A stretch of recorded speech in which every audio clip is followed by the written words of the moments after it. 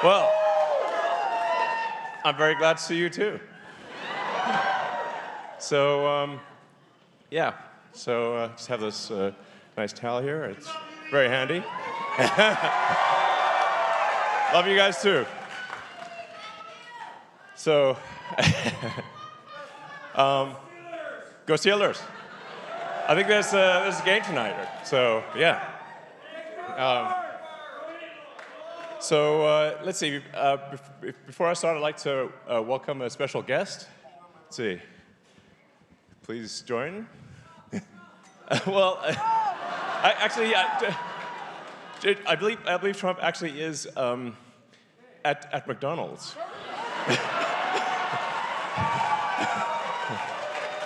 Which is epic. I was just watching. Looking at the video, and like it's awesome. So let's see. Is our special guest joining me, or should I perhaps wait a minute? Hello? Oh, maybe I should wait a minute. Okay. Am I the special guest? There we go. All right. Welcome. Good to see you, Elon. Thank you. I was thinking, who the hell's the special guest? Yeah. So. Thanks for the towel. Absolutely. Yeah.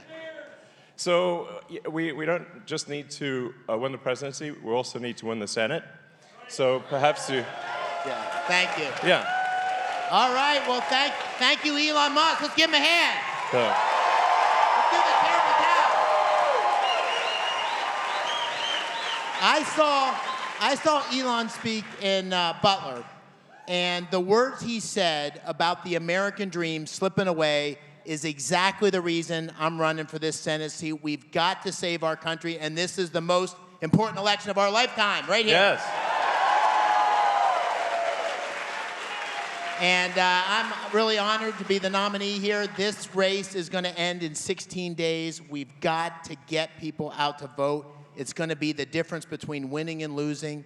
And listen, everything that you're doing, thank you, and everything all of you are doing is going to make the difference on November 5th. So thank you for that.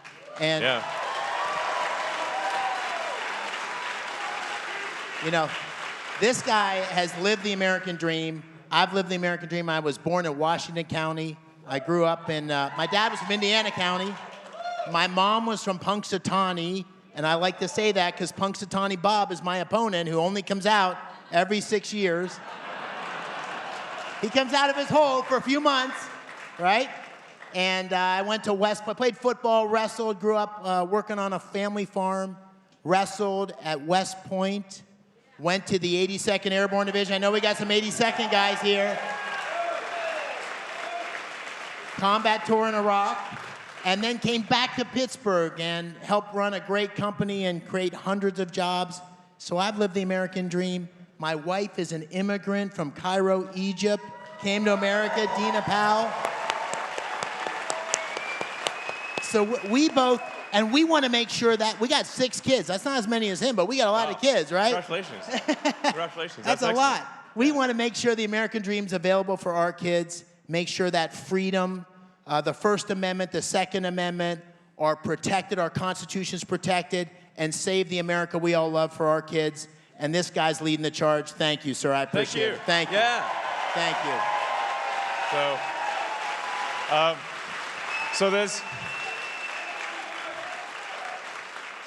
It's absolutely essential that we win the Senate and the presidency in order to affect change. That's important, and to protect the Constitution, which is under attack by a lot of Democrats, which is shocking, actually.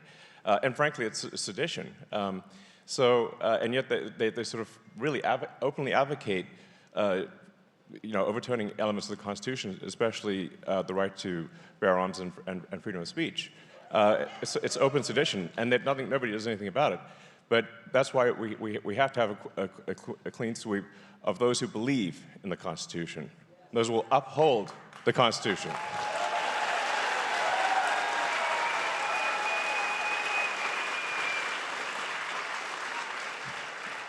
And I was just looking at the data, and just in the greater Pittsburgh area, there are about 60,000 registered Republicans who have requested an absentee ballot and have not yet mailed it in.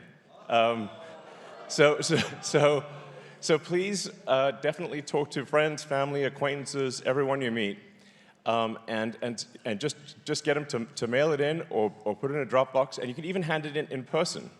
So you can actually go in person tomorrow and hand in your ballot. So you can be super sure it gets there immediately. So if people don't want to mail it today or use a Dropbox, they can literally hand it in person tomorrow. Yeah, that's what I did. Great. Awesome.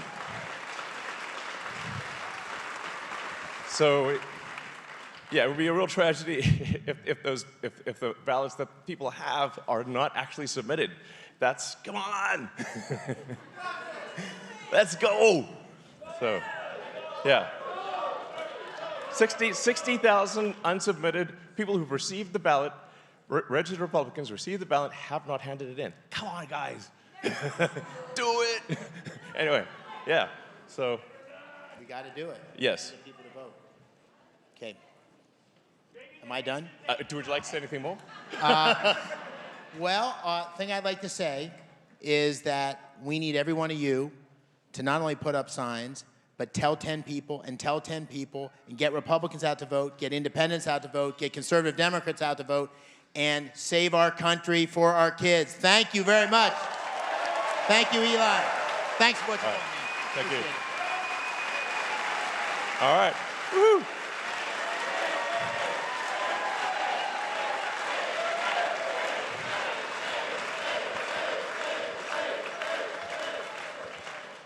So, and then the next thing we'd like to do is to announce today's winner of the $1 million prize.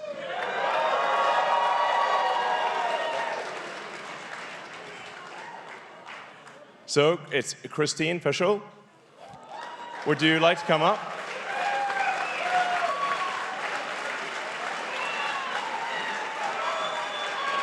Oh, up there? Okay.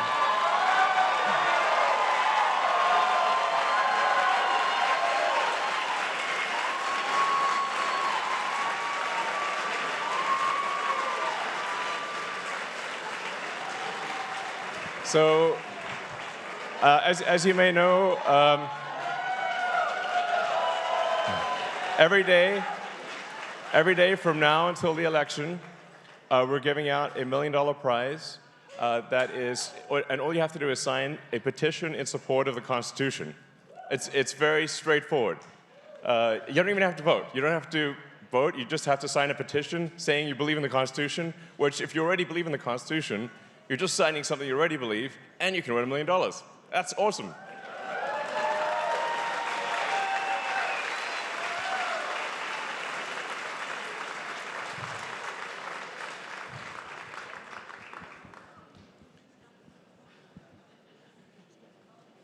I guess this seat was kind of far away from the stage. So.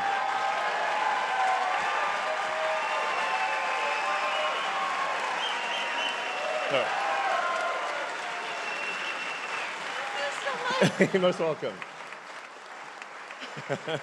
Yeah.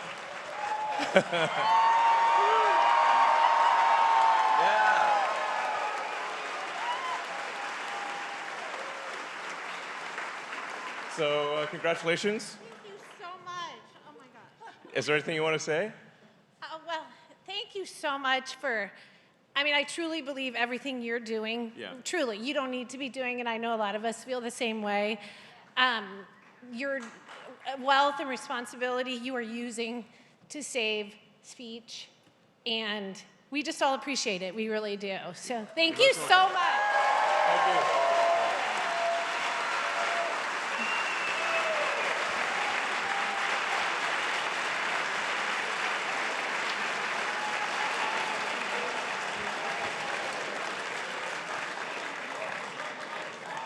So, let's see. Good times. I always get fired up with the incredible energy from you, and you know, yeah, yeah. I mean, this kind of energy lights a fire in my soul. Honestly, it's just great. It's like really fantastic. So. Let's see. Yeah. Some of the things I'll say I've said before because it's important to say them a few times, just to make sure people get the message, and for people out there that maybe are seeing one of these talks for the first time and maybe didn't see the other talks. So forgive me if some of the things I say are repetitive, but for people out there, a lot of them haven't heard these things at all. Most important is that the registration deadline in Pennsylvania ends at midnight tomorrow.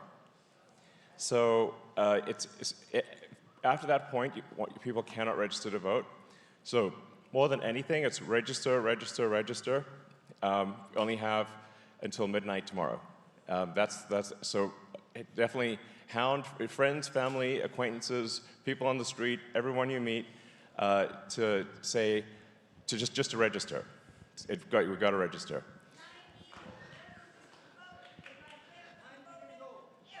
Wow, 90. Amazing. Congratulations.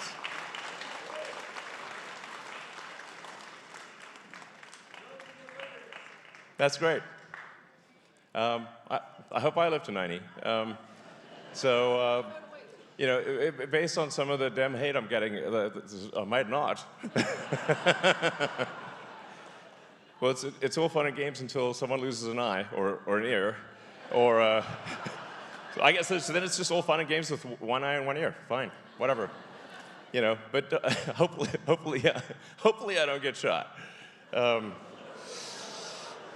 It's no, but it's like a real it's crazy out there, Yeah. Well. Anyway. There was I was just on the cover of some big, I think it's the biggest magazine in Germany called Der Spiegel, which is like their Time magazine or something, saying that I'm enemy number 2. Yeah. And I'm like, enemy number 2 of what? Democracy? I'm pro-democracy. All I'm literally trying to do is uphold the Constitution and ensure we have a free and fair election.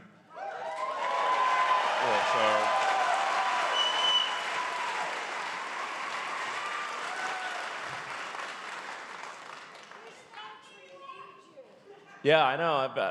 I'm definitely upgrading my security. It's like.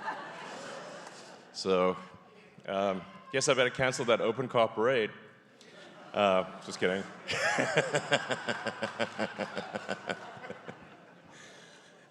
Maybe I could do an open car parade, but it's actually like a dummy version of me, and then see what happens. It's just like an inflatable version or something. I don't know, it'd be quite funny. Just troll them. No, but I have to admit, sometimes I'm a little shook by some of the things that I see. Like the level of vitriolic hatred on the left, which is supposed to be tolerant. They claim they're tolerant, and yet they're incredibly intolerant, and spewing hate. And whereas on the right, I see people sort of tend to regard people on the left as, well, misguided, but don't hate them. They're just mistaken. They're misguided. But the amount of hate coming from the left is like, wow, next level. Yeah, there's some evil stuff out there. I think we should embrace a diversity of views, and we should have reasonable arguments, and we should have debates, and they should be. That's the essence of free speech: is that ideas survive, when they're competing ideas in the marketplace of ideas. If somebody says something that's incorrect, then that can be corrected. That's what happens on the X platform. People will say something, then others will add context to it, or they will correct it, or there'll be a community note. And this applies equally to the left and right. There's no thumb on the scale like there used to be. And there's no voice on the left that's been silenced, unlike in the past where many voices on the right were silenced. But they just don't seem to like the idea that people on the right can say what they want to say within the bounds of the law, which is startling. I mean, the reason for this petition in support of the Constitution is because the Constitution really is under attack. One prominent Democrat after another has been saying that freedom of speech, the First Amendment, is a bad thing. Yeah, John Kerry literally said that. Tim Walz. And Tim Walz. Yeah, and Hillary. Yeah, exactly. It's like a long list. They're not like, mid-level people it's like the top people in the Democrat Party are saying the First Amendment's an obstacle, and then they will refer to it, they use the word disinformation. Like, it's a pretty good indication that if someone's using the word disinformation a lot, they are the ones creating the disinformation. So,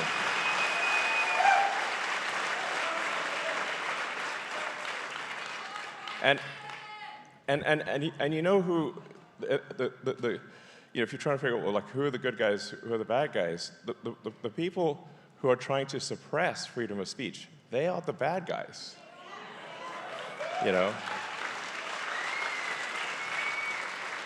So, but it's actually astonishing that we're even in this position in 2024 in America. It's hard to even believe that this is real, And some of the crazy stuff that I see happening, like California passing a law making it illegal to require voter ID in any election in the state. Not even like for like a city council. And a friend of mine went to vote in Palo Alto in California because he was like, is this real or not? And he like tried to show his ID, and it was like presenting a cross to a vampire. Like, they're like, no, put the ID away. Like they literally they weren't allowed to look at his ID even if he wanted to show it to them. That is the extent of the madness. This is a real thing in California right now. And if the Dems win nationally, they'll do it nationwide. Obviously, that's what's going to happen. And there will be no democracy. That's why I think this is the most important election of our lifetime. President Trump is the only one who can save democracy.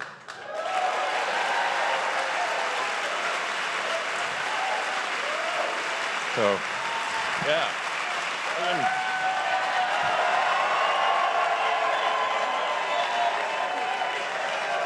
Yeah.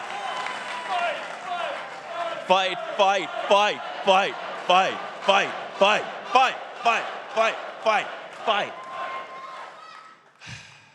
I mean, yeah.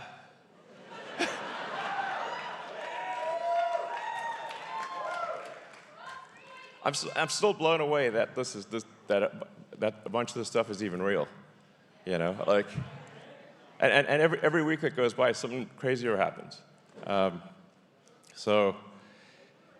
But yeah, exactly. They have ruined San Francisco. Yeah, and the UK, right. There's like this movement to suppress freedom of speech, throughout the world. Yep.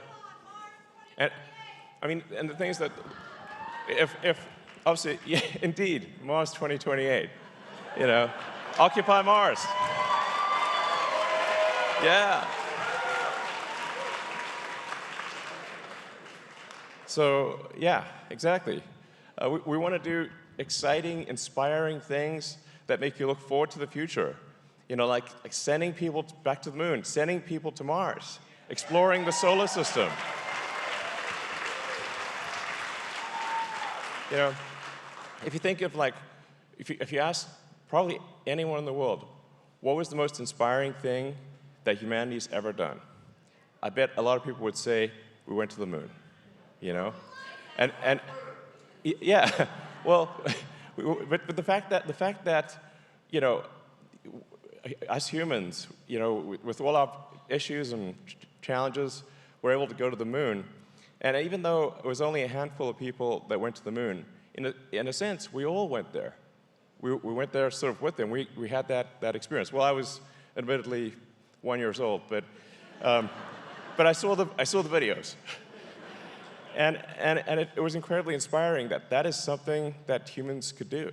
But we want to do more than that in the future. We don't want that to be the best we ever did. We don't want that to be our high watermark. We want to go beyond. And we want to have, like I said, a permanent moon-based alpha and a city on Mars and you know, I think go through. I mean, basically the entire solar system would be sick. You know, we want sci-fi to be real, not just fiction forever. You just generally want to think about the future and say that, well, there's going to be exciting, inspiring things that are going to happen that are better than the past. And that's what makes you look forward to the future.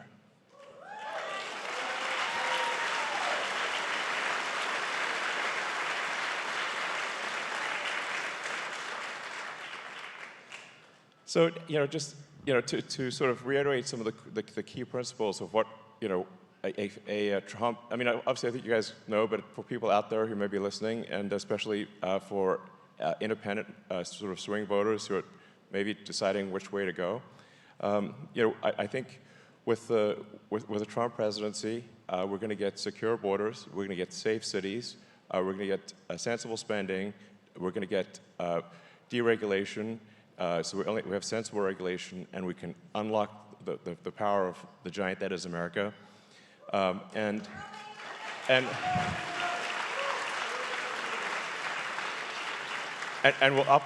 we're going to uphold the Constitution. We're going to strengthen freedom of speech, right to bear arms, and the freedoms that people treasure, and reduce the burden that the federal government places upon the states and the people within the states.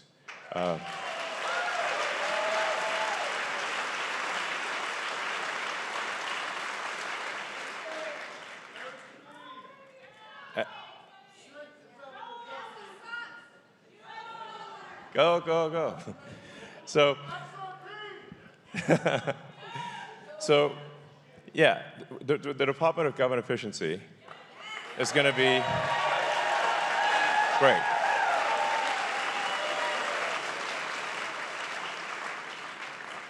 What that's going to do is really just take a look at all the federal expenditures and say if something is not, if you're not getting great value for money for your hard-earned tax dollars, cancel it.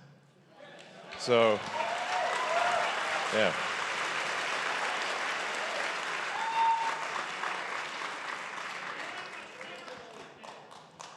And I would regard this as, I would like to say it's a hard job, but actually it's not because there's so much waste. So I actually think this is a fairly easy job, although it will get a lot of opposition naturally from the entrenched interests that get the money and do nothing good with it. They'll be grumpy about it. But the American people will be very happy that their tax dollars are being spent in a much more sensible way.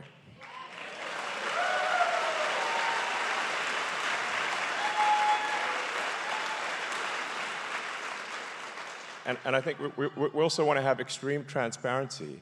So like no shady backroom deals or whatever, everything done in open, total exposure, like you can see the mistakes that are made, the good things that are done, you can comment on it, you can raise concerns.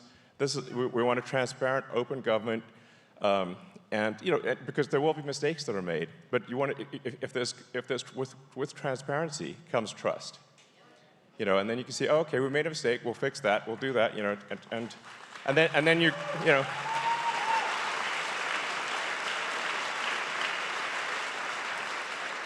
And that's the best way to restore trust in government. Not that you should trust government, you shouldn't trust government, but you can trust it slightly more if there's at least transparency.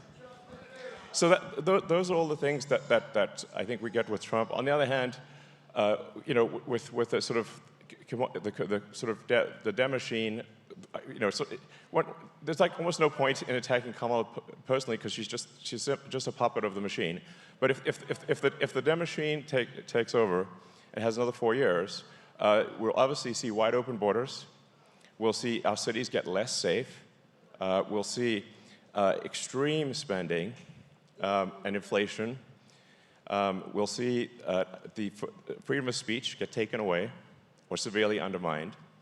We'll see the Second Amendment, right to bear arms, severely undermined. They've said they're going to do this. This is not like a secret agenda. This is what they say in public. So, you know, just believe them when they say it. And I think, well, yeah. So, and I think there's another significant danger, which I think we should consider, is that there's a massive increase in the number of illegals that are being put in swing states. If you look at the actual numbers, look at the government data. So this is government data reported from a Democratic administration, and you see triple-digit increases over the past 3 years in the number of illegals in swing states. Now, the goal will then be to, over the next 4 years, to legalize all of those illegals. And when you have elections that are sometimes decided by 10 or 20,000 votes, and then you sort of put 200,000 illegals and legalize them in that same swing state, now you've got a 200,000 vote advantage. And every swing state will be blue, and America will be a one-party state forever, just like California. And that would be a nightmare. Democracy, gone. That's what I think will happen with the Kamala presidency. Mark my words. And this is why people wonder why am I politically active? Because I'm a technologist. I build rockets and cars and stuff. So what am I doing in politics? It's not. I don't want to be in politics. I want to be clear. That is not my preference. I just like building stuff. I like building products that people love, and I derive joy from seeing people enjoy the products that my companies make.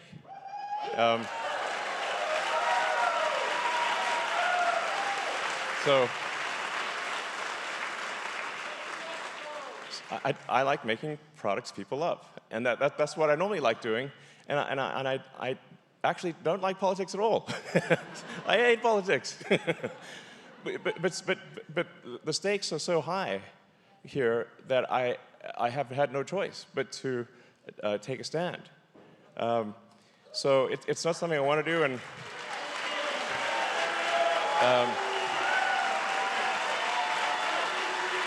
yeah. Yeah.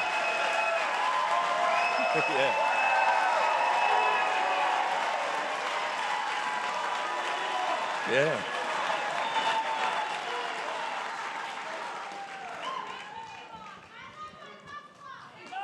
Thank you. Yeah, sweet. Yeah, anyway, so dramatically increasing my risk of being assassinated and, engaging in politics are not what I want to do. I do not have a death wish. But the stakes are so high that I feel I have no choice but to do it, and that's the reason. So.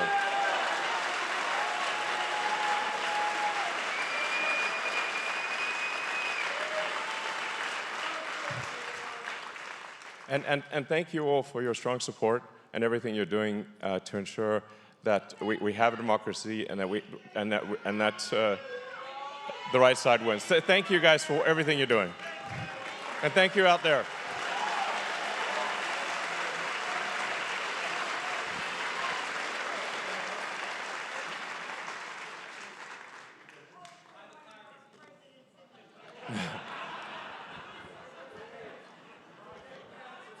So, yeah, I mean, to everyone out there, because I think there's millions of people that will watch this town hall and this talk and the questions that Q&A that we'll do. Please, if you're in Pennsylvania, sorry for it to be repetitive, but you've got less than 36 hours to register. Please make sure you register. Make sure everyone you know is registered to vote.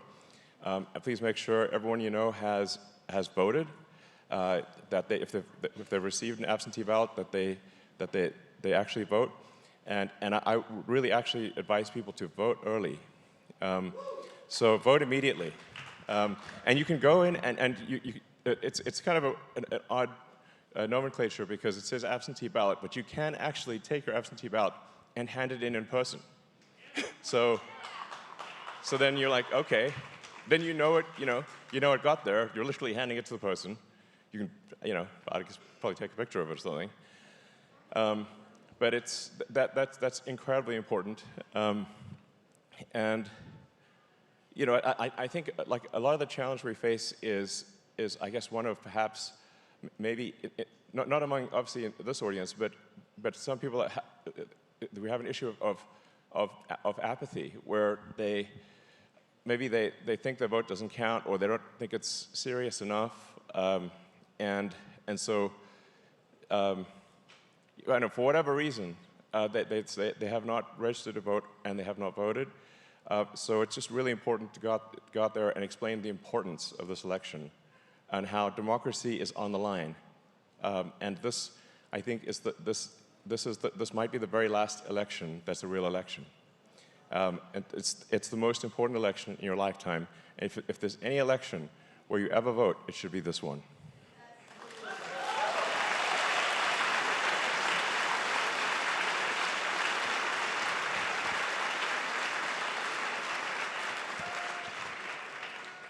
So, yeah. So let's, maybe we can go to Q&A.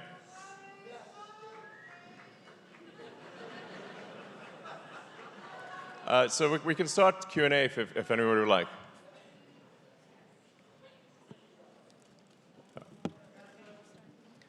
You have to line up, unfortunately.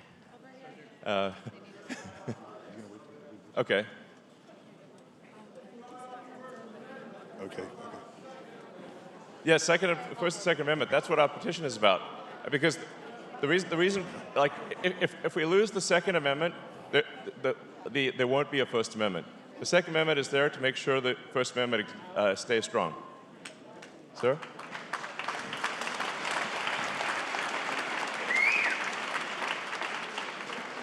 Elon, my question is for both you and for Dave McCormick, your guest here tonight. Both of you have experienced incredible success in business, and you're both self-made men, truly the embodiment of the American dream. I want to know what Dave can do and what you can do in taking that same opportunity to Washington so that others can experience it as well. Yeah. Well, I think the things that we've talked about will have a big effect. The sheer amount of what I call the strangulation of America by overregulation that is inhibiting progress, like preventing new houses from being built, preventing bridges from being built, preventing even trivial things like the Boring Company, for example, is just trying to dig a simple tunnel under a river, has been waiting 2 years for a permit, can't get it done, so they're just sitting somewhere. I think when Reagan did deregulation in the 80s, there was unleashed a wave of prosperity. I think that's a super big deal. The other thing that's very important that I haven't touched upon is that we need to make sure that America that you get ahead purely as a function of of your talent and hard work, nothing else. So. There's like racism, sexism in any form is bad. Doesn't matter who it's directed towards. And we want to have the land of opportunity. It means that you're as good as how hard you work and how talented you are and what contribution you make. And that should be that should only be the only thing that matters about getting ahead.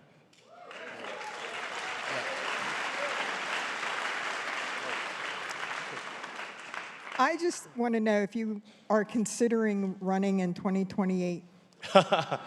Well, there'd have to be a constitutional amendment for that. My grandfather was American, actually, but I was born, oddly enough, in Africa, which is a strange spawn point. But it's like, so I cannot be president. But it's not. I actually don't want to be president. To be clear, I want to build rockets and cars, and you know, so. I'm super liberal. And in fact, you can look at, you know, talks that I gave like 20 years ago, and I say the same thing. You know, so it's not like I'm, you know, I'm just, you know, I believe we want to be a space-faring civilization and out there among the stars, and we need to, you know, have great rocket technology for that. You know, I believe in electric cars and automation and you know, self-driving and robotics and the space-based internet. So I just love creating technologies that people find useful, and that's what I want to do with my time. So I'm hoping that you know, we get President Trump elected, and then I'll work hard on the Department of Government Efficiency, and then you know, you know, after that, I hope I can not be in politics. That would be my hope. So you know, like I said, you know, I'm doing this because I think it's critical to the future of the country, and if America falls, nothing else matters. You know, we're not getting to Mars or anything. You know, and I've talked to a lot of people, like leaders in business and technology, because I was like, guys, you should really, you know, you need to go out there and fight hard, because, you know, if America falls, your company's going to fall with it. So why aren't you know? I wish more leaders in business and technology would put themselves out there. Like they usually agree with me and they support Trump, but they're afraid of saying so. And I'm like, man, the stakes are super high. You know, fortunately, more and more people are sort of, you know, coming out of the closet, you know, type of thing. It's like, so like saying they support Trump, it's like, you know, it's like, maybe it's probably the most rebellious thing you could do in San Francisco, but it's like, you know, by a long shot. So, you know, that's, anyway, I'm not a natural politician, nor do I wish to be. I just want to make, you know, cool technology that you'll love to use. So, all right. Sam, just to, Eli, just to respond to Sam's question, what the Democratic Party is running on now is not only anti-business, it's anti-success. And anti-business is these huge regulations that are stifling businesses, whether it's dairy farms or SpaceX, yeah, and everything. I mean, fracking. I mean, you don't have to ban fracking to ban fracking. You just have red tape and bureaucracy and all sorts of stipulations that make it impossible to succeed. And on the personal success side, we need to give every single kid the opportunity with great schools to be everything they can be. Our school system needs to be totally renovated to give everybody an opportunity. Not everybody needs to go to college. They just have to have the skills to have a great career in the American dream. Yeah, exactly. So, yeah. Well, let's see, next question. Hi, Elon. Like Donald Trump and like yourself, I think, I am the survivor of an assassination attempt. Well, nobody's gotten close enough to shoot a bullet yet. Okay. Well, like Donald Trump then. There's a couple people that have tried to get close, but they were arrested before they got close. Good. Yeah. That's good. But in my case, my parents hired a hitman, otherwise known as an abortionist doctor, Okay. to try to kill me when I was in the womb. Wow. But he was terrible at his job, and I survived, and I'm here. Wow.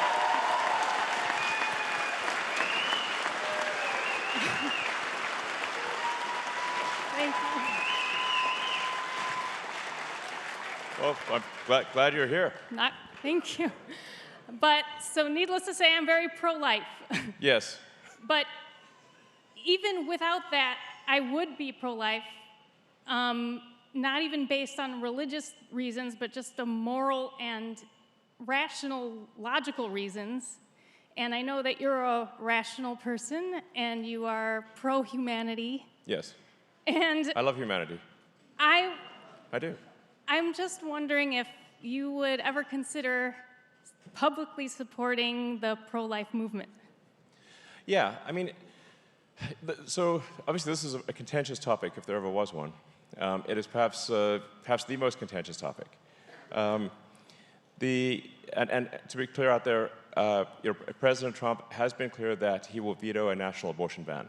He has said that because the Democrats have said that he will apply a national abortion ban, and that is causing a lot of sort of independent voters to actually not vote for Trump because they think that he will implement a national abortion ban. He has been very clear that he thinks it's a states' rights issue, and he will veto a national abortion ban.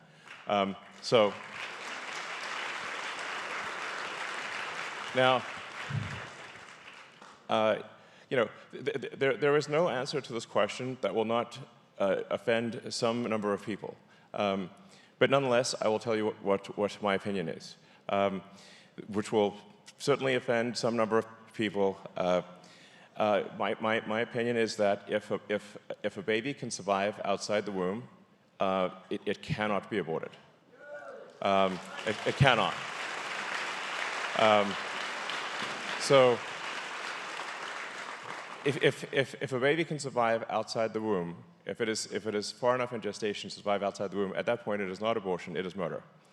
So obviously.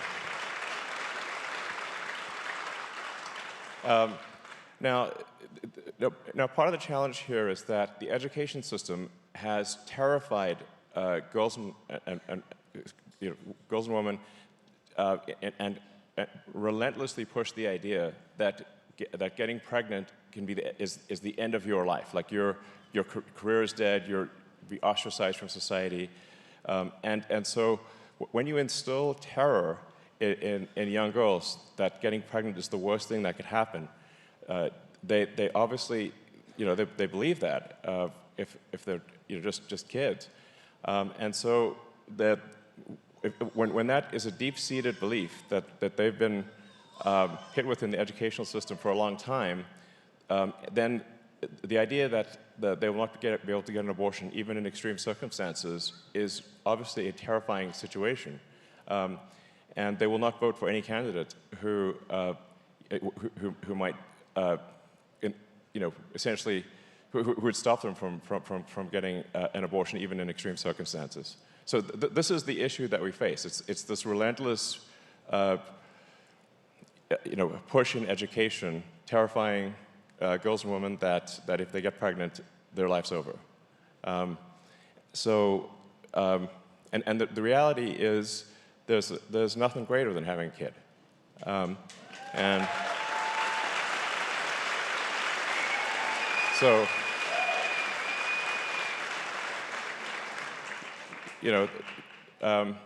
I get more joy in my life from my kids than anything else, and that's generally true of all humans. In fact, if that is how we evolved. It is a very natural thing that you will love your children. So in fact, having a child will make you happier than anything else in your life ever.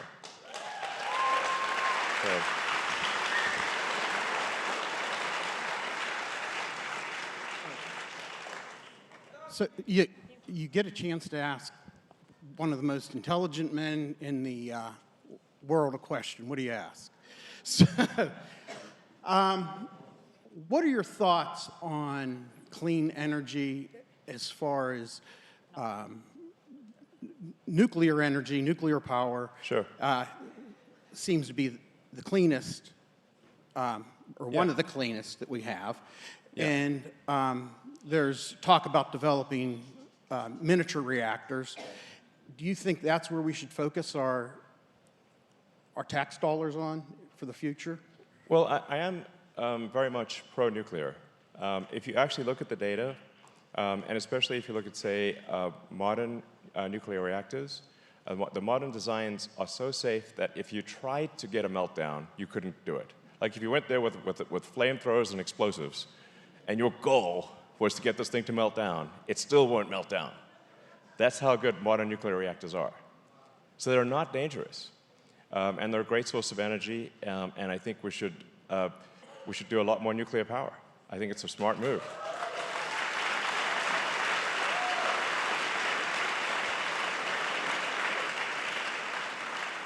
You know, when in Japan, when they had the tsunami and they had the Fukushima reactor was taken out, I had people in California asking me if they should be worried about the radiation coming from Japan. I'm like, definitely not. That's insane. And so, actually, to support the people of Japan, because people were scared to even travel to Japan, didn't just go to Japan. I went to Fukushima itself and ate locally grown vegetables on TV. And amazing, I'm still alive.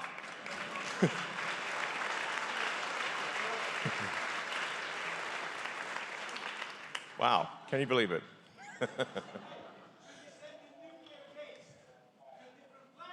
No, we don't need to send the nuclear waste to a different planet.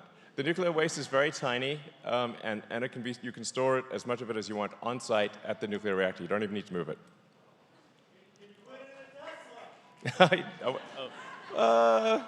You'll tell me when? Not yet. So, anyway, I just said we should be less scared of nuclear stuff, and it doesn't take long to just. I mean, if you just read like even Wikipedia level stuff, it's going to make it clear that it's not a scary. It's not a scary thing. Now, if to sort of maybe sort of wax scientific philosophically, scientifically, the real massive energy source in our solar system, overwhelmingly, is the sun. So the sun converts roughly 4.5 million tons of mass to energy every second, and it's very reliable and requires no maintenance and no servicing. It's pretty great. No service for like all that energy. So long term, by far, the most amount of energy we'll get is from the sun. The solar energy exceeds all other energy by a factor of 1 trillion, like literally, not an exaggeration. So, yeah.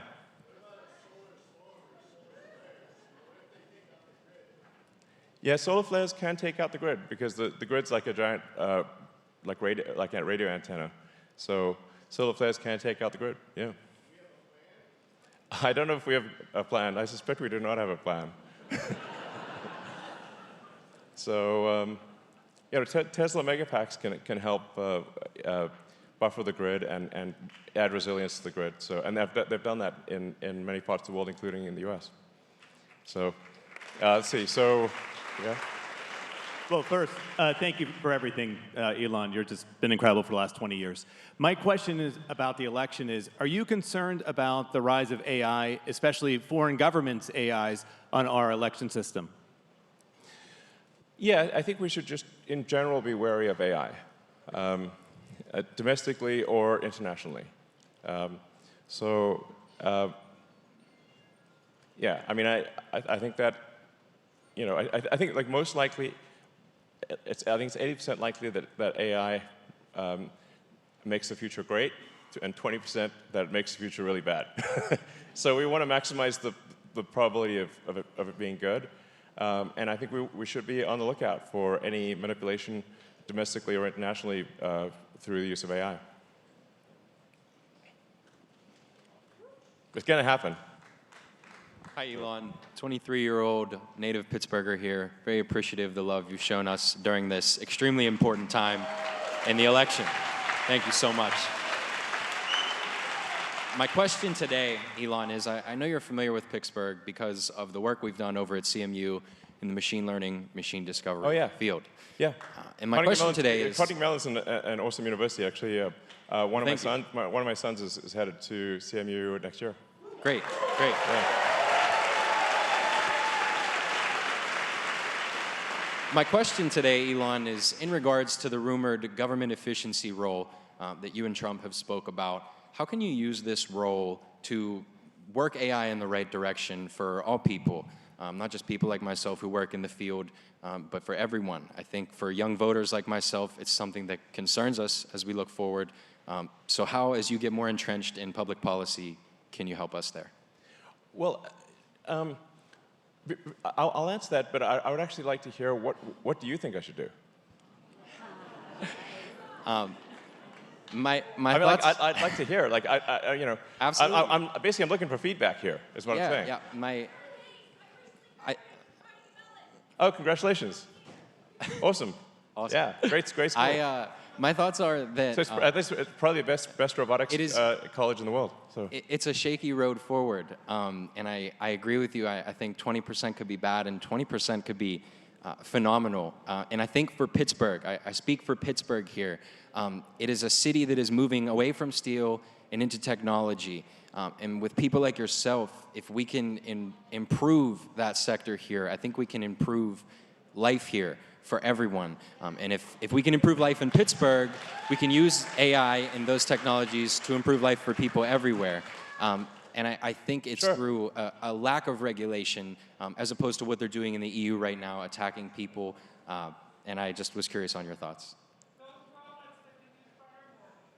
yeah. Well, I think we are going to see a massive massive increase in the number of robots. And you know, recently Tesla unveiled the latest Optimus robot, and I think that's going to be really cool. I mean, we want to give everyone their own personal C-3PO R2-D2. You know, and like, who wouldn't want that? That'd be awesome. You know, and even better than that. So I think that's really going to be. Yeah, and well, yeah, privacy concerns are significant. Anyway, but one of the things I want to be clear is that I am looking for feedback. So it's not like I'm just going open loop here and doing whatever I want to do. I'm like, I kind of want to know what do the people want, and you know, and what should we do, and then do it. You know, so it's as opposed to me just deciding on my own, like you know, so. Yeah.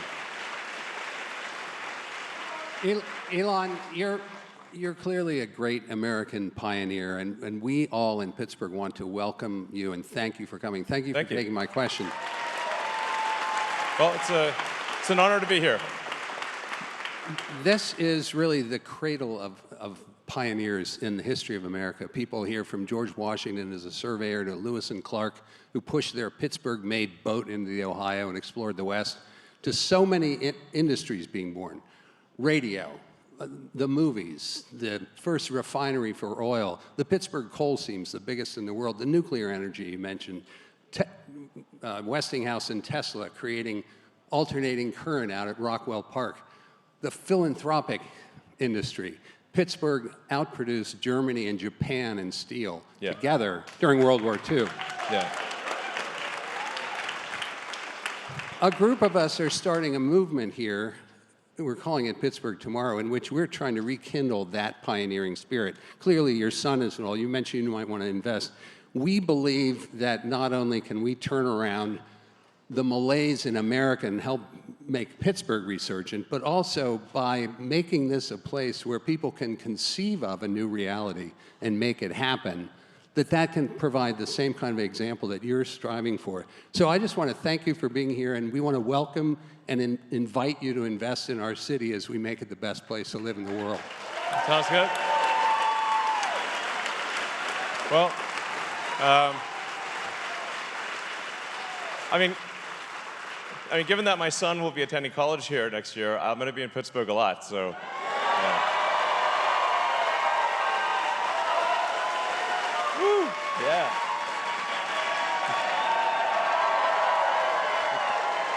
Going to be waving this towel quite a lot. Good exercise. Loosens you up. Hi, I'm here tonight as a sex trafficking survivor.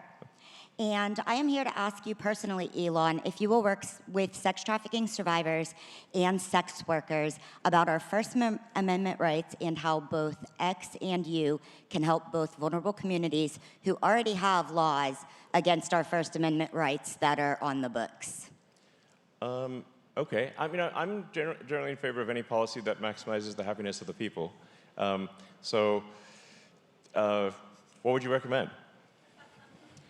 First of all, I'd recommend repealing FOSTA SESTA, which was signed on April 11th of 2018 and supported by both parties.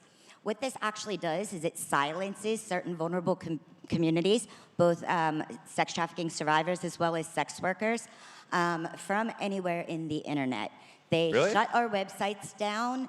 Within weeks, people started to die, both This by sounds crazy. suicide as well as homicide.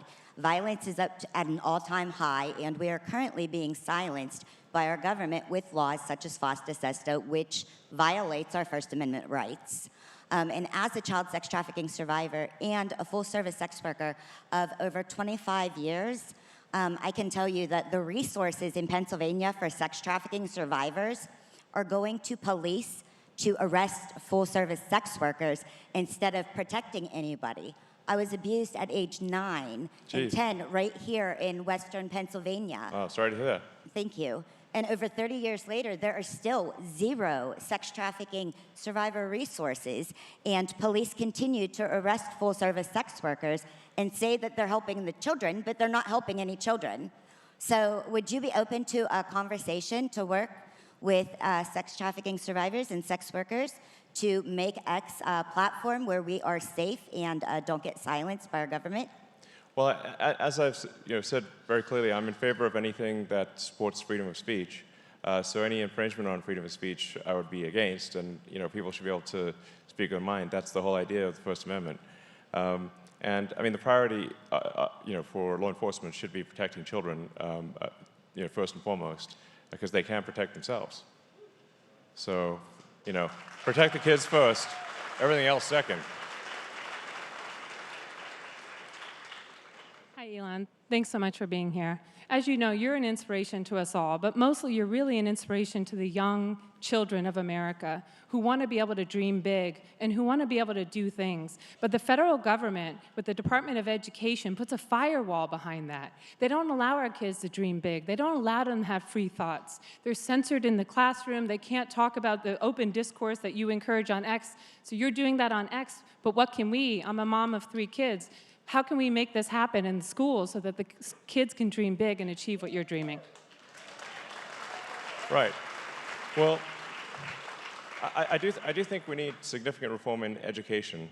I mean, the Department of Education seems to regard as its primary duty foisting propaganda on our children, as opposed to getting them a good education. It's insane. I mean, we should be just. The priority should be teach kids skills that they will find useful later in life, and leave any sort of social propaganda out of the classroom. So.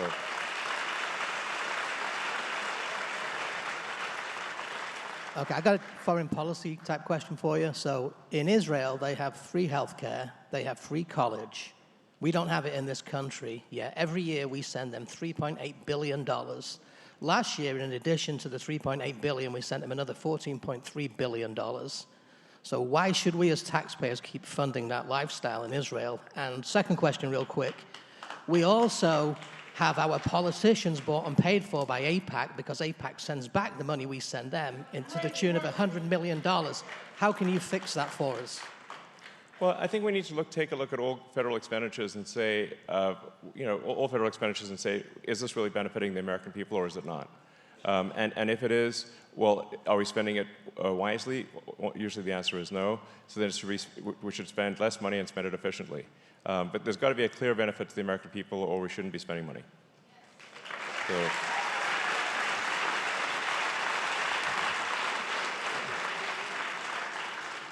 Eli, I just want to say I'm a huge fan. I wasn't an X user. After you bought it, I became an X user. Thank you. Please encourage everyone you know to you know, Premium. I'm a premium ex-user. Thank you. Yeah. Yeah, I'd just like to thank everyone who's a sort of a paid subscriber on X. It's really important because you know, otherwise we're totally beholden to the advertisers. You know, so when you subscribe, you're helping with freedom of speech. So thank you for subscribing. Yeah. And as I became an ex-user, I did bought a Tesla, which I love. Great. And just recently, I ordered Starlink because of what you did for all the hurricane victims. Great.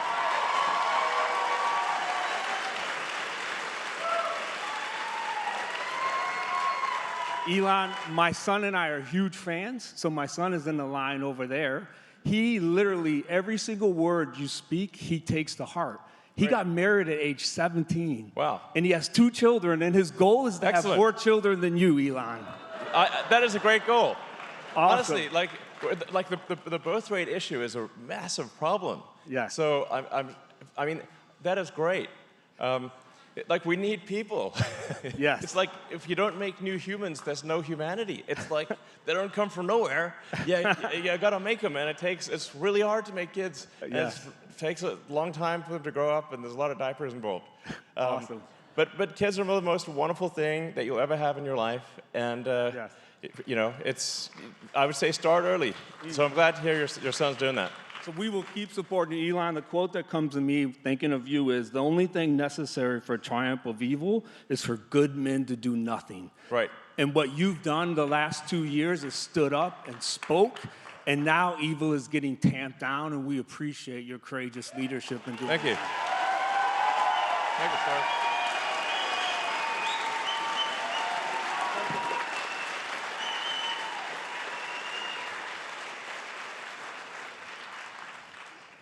Thank you, Elon. So much of campaign messaging is about fixing current problems, where I think future aspirations for the country often don't get discussed as much.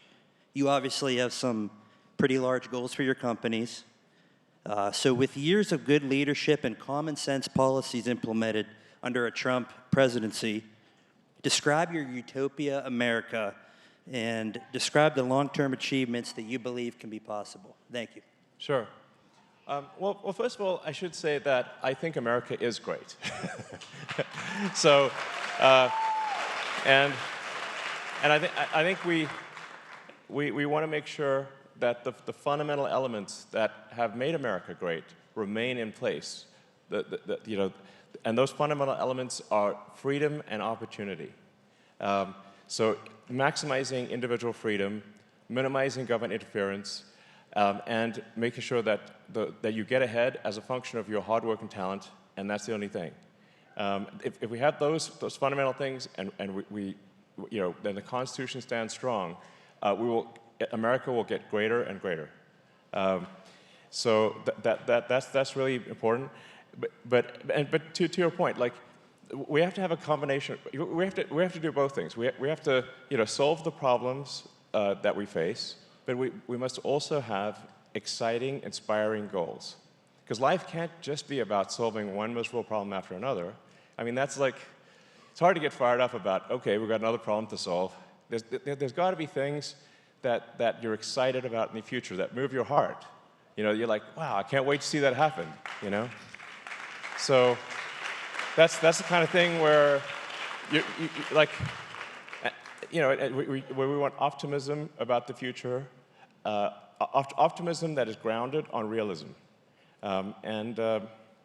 So, you know, I think, you know, grand projects, you know, revolutionizing the transport, you know, I mean, obviously I've got some ideas, and probably other people have ideas too. You know, I think it's possible, although I'm not really involved in medicine outside of Neuralink, I think it's possible for us to have a revolution in medicine. You know, like, there are actually a huge number of drugs that are stuck in approval at the FDA that can help people. And they're just stuck in bureaucratic molasses. And a good friend of mine was telling me a story that fortunately had a happy ending, where his his mom was diagnosed with brain cancer. And she, the oncologist said, there's no chance, it's got maybe 4 or 5 months to live. But my friend is a very smart, determined person, and he searched, for, what are, and he talked to every smart person he knew, and he found someone who said, yeah, actually, there's a drug that's in trials that you take this pill, and it actually makes the brain cancer go away. Literally, you just take a pill. He's like, what? And I think it's called like Wellirig or something, FYI. This drug called Wellirig that solves brain cancer. Maybe more people should know about this. And I think it's in trials at Harvard or something. And it cured his mom. And so that just happened. I think it was like this year. But if we could just be faster about getting, amazing drugs through the system, a lot more people would be alive. That's the kind of thing when I say like overregulation kills people, where you've got helpful drugs stuck in approvals and not help, and it could be helping people, but they're not. That's crazy, So simply expediting drug approval and the FDA, I think, will save millions of lives. So.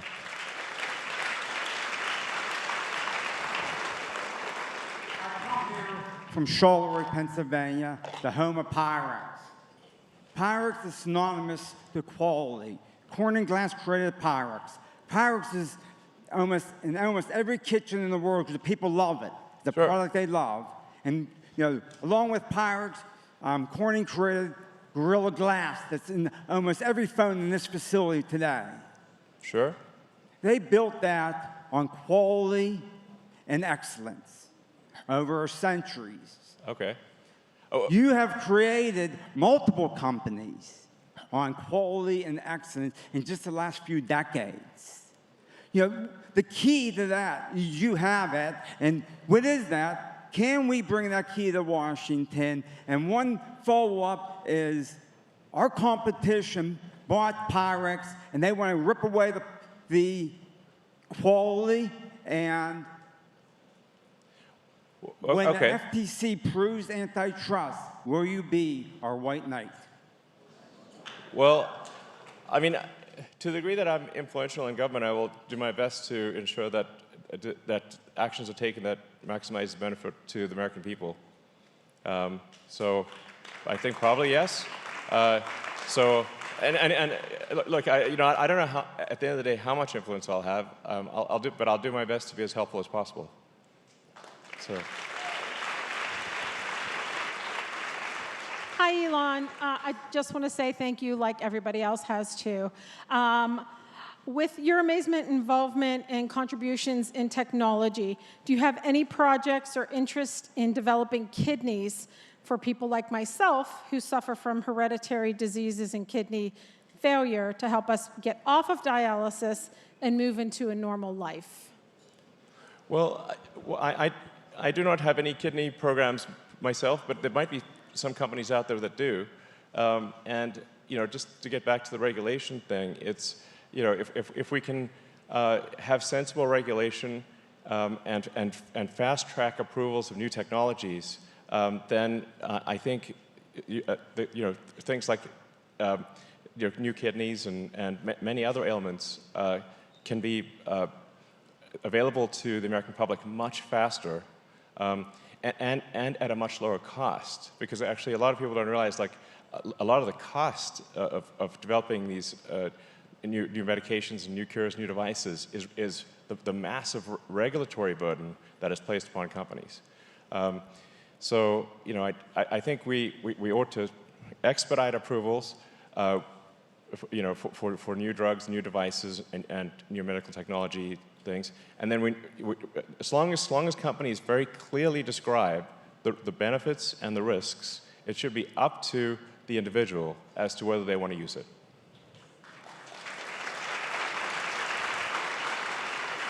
Hi. Hi, Elan. And it's to tag on the question about DOGE and the healthcare expenditure. Because I'm a heart surgeon. I'm in the practice for 25 years. So I've seen so many inefficiencies. Yes, and absolutely. When I talk to doctors, they tell me everyone, they're mired in bureaucracy and administrative stuff, and then they get sued, sued to bankruptcy sometimes, and it's just crazy. That's right. $4.8 trillion we spend, and still very inefficient and highly costly. So my question to you is, Pittsburgh, we have a very well-reputed 3 healthcare systems, UPMC, Allegheny, and WVU systems, to provide the domain knowledge. And we have a Carnegie Mellon for engineering talent. So we needed a third guy, like you, who can do the impossible things, like bringing the astronaut from the International Space Station down, or catching a 250-ton rocket with 2 chopsticks.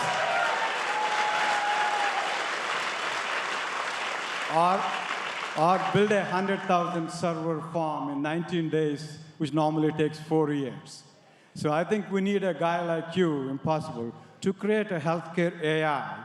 And Pittsburgh will be a great place to do it. So can you able to do a healthcare AI here? I think AI is going to be incredible for medicine. Actually, as it is for Grok right now, you can actually upload a PET scan and ask Grok to analyze the PET scan for you. And then you can compare that to what a doctor tells you and see what the difference is. Like you can literally upload your image to Grok, and it will analyze your MRI, your PET scan, whatever the case may be, and tell you what it thinks the probable issue is. And that's with Grok 2, and Grok 3 will be out in a few months, and it'll be 10 times better. So I think it could be really helpful to medical professionals and to individuals. So I think there's a lot of amazing potential. I think there's the potential for us to have an amazing, exciting future, but we just have to work hard to make that happen. And to circle back, I think essential to making that happen is electing President Trump. Indeed. Let's do that again.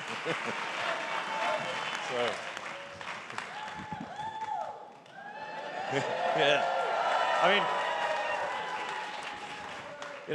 it's like my friggin' back still hurts. It's like, here's 2024, and I still have back pain. I'm sure a lot of people in the audience have back pain. It's just solving back pain, I think, would be a massive increase in people's happiness. Yes.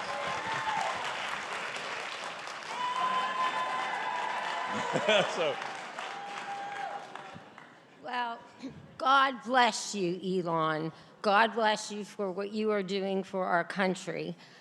And you have articulated, yes, how you love children, and children cannot protect themselves. Of course. So we must protect them. Yes. Well, there are a couple of documentaries, Truth, that are out there about what's happened to over 300,000 children who have crossed the borders, the open borders, and they have been sex trafficked. And nobody can see, and that's probably a very low number, and it's happening in every state in this country, and especially, like you said, the swing states. I know that it's happening in communities near me. So these documentaries cost a lot to make, so there is a charge to watch them, $10 minimal, but still expensive for some. Is there anything that you can do to make these documentaries more widespread and available? Well, that's a good point. Well, I guess I do have a foundation, and maybe the foundation could pay to have them, available for free or something like that. They're a line in the sand, and what is treason, or Okay. just 2 of them. So All if right. you could look into that, that would be amazing for those children and their families. All right, I'll look into it. Thank you.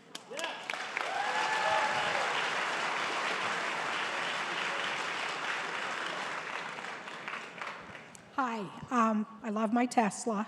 Thank you. And I admire your ability to define what your vision is and to work backwards and engineer solutions to successfully achieve solutions to those. And thank you for applying those to our Constitution and to help restore our representative republic. You're most welcome. My concern is the puppet masters that Indeed. are behind the scenes. Yeah. And they, I call them global cabal dictatorship because they're connected and they have no intention of giving up that power. Yeah. They dogged Trump in his first term, and I anticipate them doing the same in the next. When he's elected, how can you help Trump remove their power and damper their influence this time around?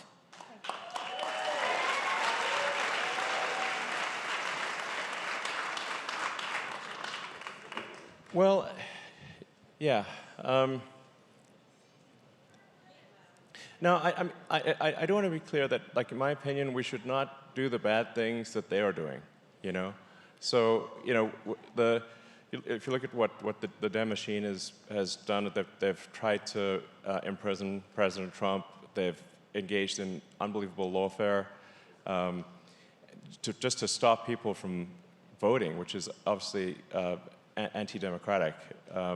But I think the right thing to do is not to do what they've done, but rather to reinforce the strength of the legal system and for there to be some kind of punishment for engaging in lawfare. So you know, one should not respond to corruption of the system with corruption, but with removal of corruption. That's the right thing. Hello, Elon. My name's Harrison Burkhardt. I've lived in here for about a year and a half in Pittsburgh. First of all, I just want to say thank you. You've been I've looked up to you since I was 8 years old, and I'm 19 now, so that's obviously a significant amount of time. And, well, thanks. And I don't know, with everything you've done, you were against lockdowns, you've endorsed Donald Trump, you're trying to protect the American Constitution. You've proven to me that I chose the right childhood hero, and I just want to say thank you for that. Well, and it's kind of you to say. Thank you, sir. Thank you. So my question for you, you've talked a lot about how you want to minimize government intervention and all that. And I was just wondering specific things. I know, for example, John F. Kennedy wanted to blow the CIA up into a million pieces. Yeah, maybe he should have not said that. Is there anything specific that you want to destroy like that? You don't want to, definitely don't do open car parades after saying something like that. I think we obviously want to not have corruption in government, and in general, we want to have smaller government. Because the larger government gets, the less individual freedom you have. And I think, that's really the core, like, as I said, the core things people have said for many years, from the founding of the country, was that's freedom and opportunity. And we want to and your freedoms have just been eroded year after year with more and more government laws and regulations and regulatory authorities. When I looked it up, apparently there's like 428 federal agencies. That's like almost 2 per. Unconstitutional. Yes, indeed, unconstitutional. So, like, what the hell do you need 428 agencies for? Like, why do you even need 100? This is crazy. So, they're currently making new agencies at a rate of 2 per year.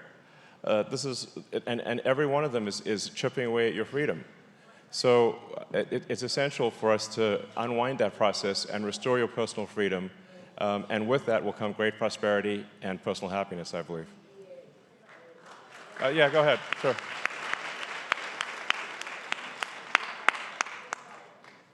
Well, I'm being told I can't ask you another one, but... Sorry, go ahead. All right. Well, you talk about minimizing government. Would you want to make tax cuts too? For example, the American Revolution was started over a 2% tax on imports. Yeah. How low would you want to go as far as cutting taxes? Yeah, it's pretty wild that a tiny tax on tea started the revolution.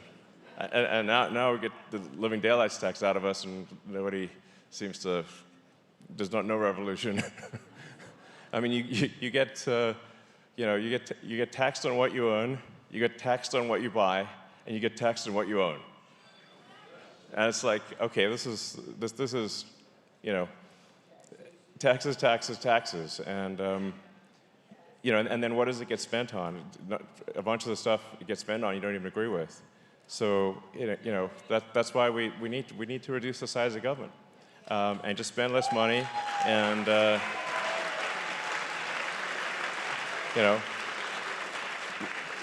let the people keep a lot more of their hard-earned money. Yeah. So. Hi, Elon. My name is Denise, and I run Pennsylvania Women for Trump. We're Pennsylvania's largest grassroots group, and the best day of my life is when you bought Twitter. It was so freaking awesome. Thank you. Woo! And I do have a point to make. I do want to come work for you, and I know your best friends here, and I gave them all my information. But anyway, I would like to know if you have a solution to big pharma. As a mom of 3 kids with autism, I would like to know, what are we going to do about these people poisoning our children? Yeah. Well, I think transparency and accountability are very important. So now, but in my opinion of big pharma is that there's good and bad. It's not all bad, obviously. There are many life-saving drugs that are developed by the big pharma companies and small pharma companies, but there are also mistakes that they make. And so we just need to make sure that the system is actually helping the pharma companies bring life-saving cures to market faster, but also that there should be some punishment if they do bad things, just like for any company. And that's, I think it's, those are just basic common sense rules. So. My name is Madison. I'm 22 years old, and I just started my first position in industrial controlled cybersecurity. So like everyone else, I want to say thank you for the inspiration you've been in technology. It's been nice to look at you and what you're doing and see kind of the issues and some of the possibilities in that realm. But for political questions, because I'm assuming that's more appropriate for the venue. And to be clear, the kind of questions that are the best questions to ask are what do you think people out there would like to know the answer to, or if there's a comment or a question that you think maybe millions of people would like to know, that's what we're optimizing for here. Yeah. Okay, so on that note, I kind of want to go back to the robotics and AI technology developments. I think that regulating the technology itself is a vain effort, and you've obviously worked in the development a lot. Can you speak to kind of what you've seen about human-centric development? Because I think that might be the only thing that's going to protect us from things getting out of hand.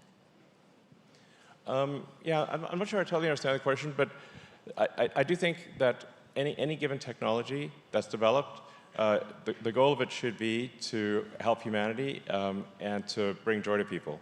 And help people, so that's and I do, to be clear, I do think there is a role for regulators. Just like there is a role for referees in a sports game. Like every sports game has referees. Tonight's Steelers game got referees, and it's a better game for having referees. But you don't want to have so many refs on the field, that the running back can't even get through them. It's like I can't catch the ball because I have this 20 referees in my way. That's the situation we have in industry today. Is far too many refs on the field. Sometimes more refs than players. And if you saw that in a sports game, you're like, this is crazy. But I'm not. I want to be clear. I'm not saying no regulation. I'm just saying sensible regulation. You want the right number of referees in the field, but not any more than that. So, yeah.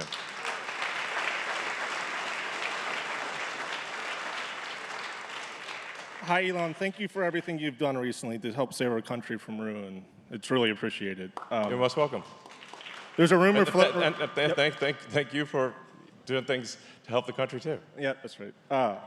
There's a rumor floating around that you have interest in investing in our city, which I hope is true. And if so, let me know where I can submit my resume. Well, I'm a big fan of Pennsylvania, and I think there's a good chance that one of my companies does something in the future in Pennsylvania. Go see him.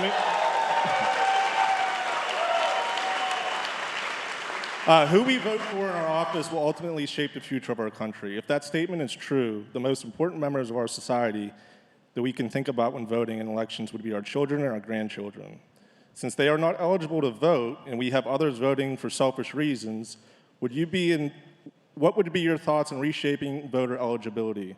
Some sort of criteria or guidelines that must be met in order to vote? You mean like changing? Being an active tax voter. Oh, okay. Well, I mean, frankly, I'd be happy if it was just that citizens voted. I'd call that a win. If we could just make sure that only legal citizens can vote, which is how it's supposed to be, I'd say that'd be quite a victory compared to where we are right now. And I think having more transparency on elections, maximum transparency on elections, and as I've said before, I think we should not allow voting machines of any kind. I've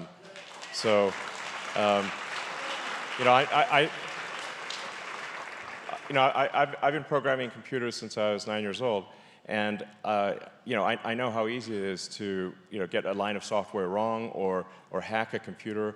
And so I think the last thing we want to do is have electronic voting machines. We want paper ballots in person with ID.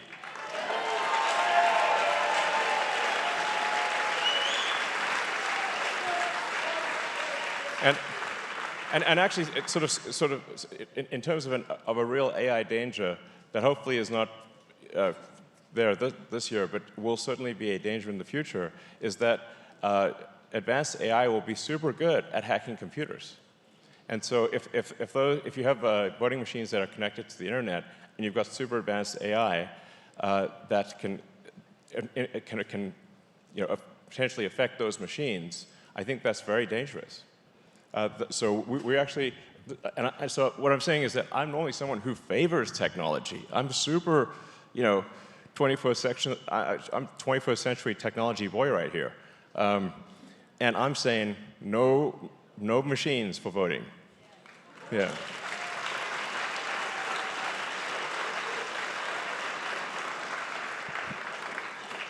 Hi, Elon. My name's Andy. I'm a technologist. I consider myself like you in that way. Sadly, I missed you at the Robotaxi event last week. I actually got a ticket, couldn't make it, looked amazing, super excited for the future. Thank you for being here. On to my question. I was disappointed by the current administration's lack of inclusion of you and Tesla at the EV Summit. Yeah. Tesla is a truly great American company that should be cherished for its technology that's advanced humankind and provided a large number of American jobs. My question is, how can the Trump administration kindle the growth of the automotive, EV, and autonomous tech industries? Well, honestly, I go back to minimizing, government intervention. In general, I'm very much in favor of small government, and that there shouldn't be incentives, tax breaks, or for anything at all. That would be no incentives, tax for anything at all. Whether it's that includes oil and gas, electric cars, nothing, no incentives for nothing. So so the tax code is like. I mean, you could fill this room with the tax code. It's like so-called. I think only an AI could even understand the tax code. Maybe. I think we want to have a tax code you can actually read, both as a human. Instead of having it might be upwards of 1 million different tax breaks or tax loopholes or whatever. It's insane. like I said, I think we want minimal government action and maximum freedom for the people, and that is what leads to the highest level of prosperity. Yeah.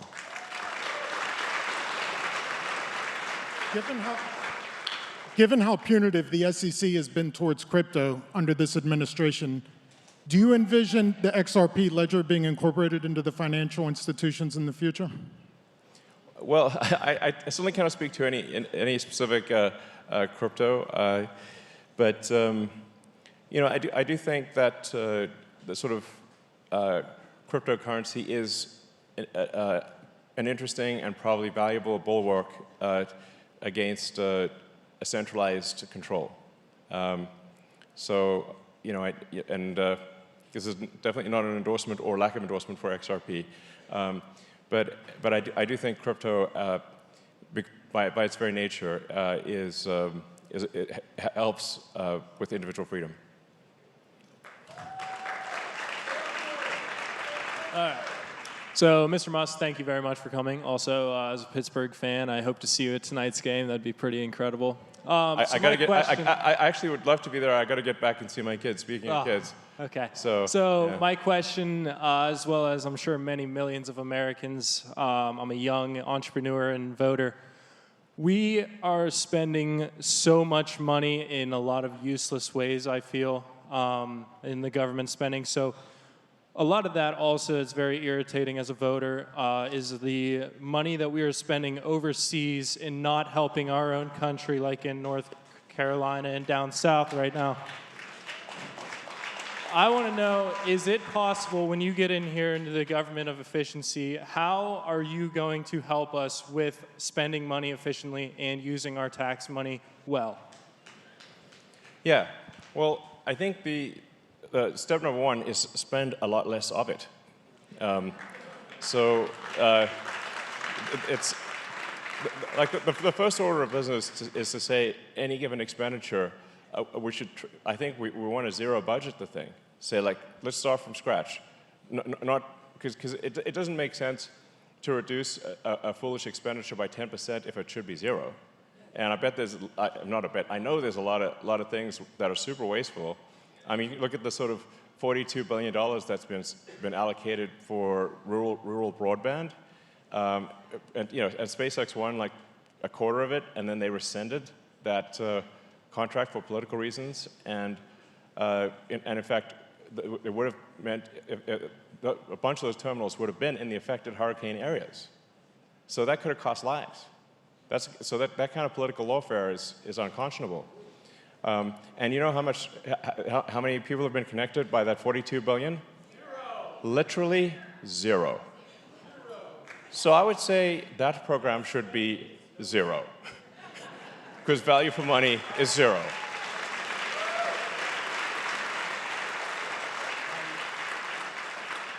Hi, Elon.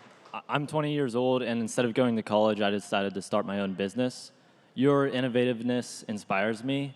What is a piece of advice you would have for someone like me or me to be as innovative as you are in business? I didn't really set out to be innovative. I think you want to set out with saying like, what's a useful product or service that you think people would like, and then try to make that thing real. And I think as long as you're doing an honest day's work and providing useful products and services to people, I think you should be very proud of that. I have a huge respect for anyone who puts in an honest day's work, contributing to society. So that's what matters.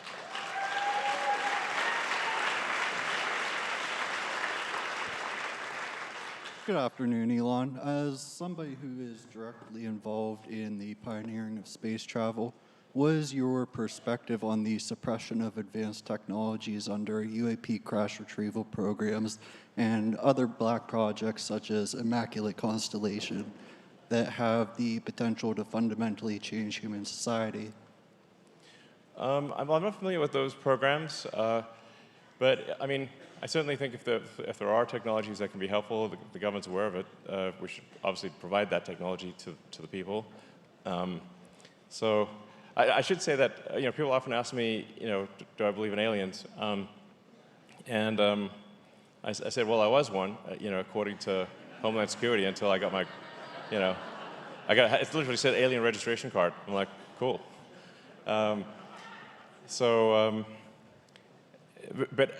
I mean, thus far, I have not personally, I'm not aware of any evidence for aliens on Earth. I'm not saying they're not here, but I have not seen any evidence for aliens. For our Starlink constellation, we have never had to maneuver around an alien spacecraft even once. And we've got 6,000 satellites up there. So, I mean, they're very subtle, is what I'm saying, these aliens, But I think if there's if there's interesting stuff that the government's aware of that American people would find interesting or useful, we should obviously make that known. We should publish it. So, thank you. Hey, Elon. My name is Jordan Scott Gilbert, and I'm a Broadway producer and movie director who creates conservative content and Christian content for stage and film. As you know, a lot of conservatives and Christians have been blacklisted from Hollywood and Broadway. So my question to you is, would you consider creating an entertainment company to also save art as well as Western civilization? And what role do you think art plays in protecting freedom of speech and our constitutional freedoms? Yeah, I think, Well, I'm glad that you're making art that is on the right. I mean, it's because I think, we have to say, where do kids and adults, how do they get informed of what's going on? What moral underpinnings are conveyed in the art that is produced? And there should be more people that are making interesting art, whether it's plays, movies, books, that are on the right, because it's overwhelmingly on the left.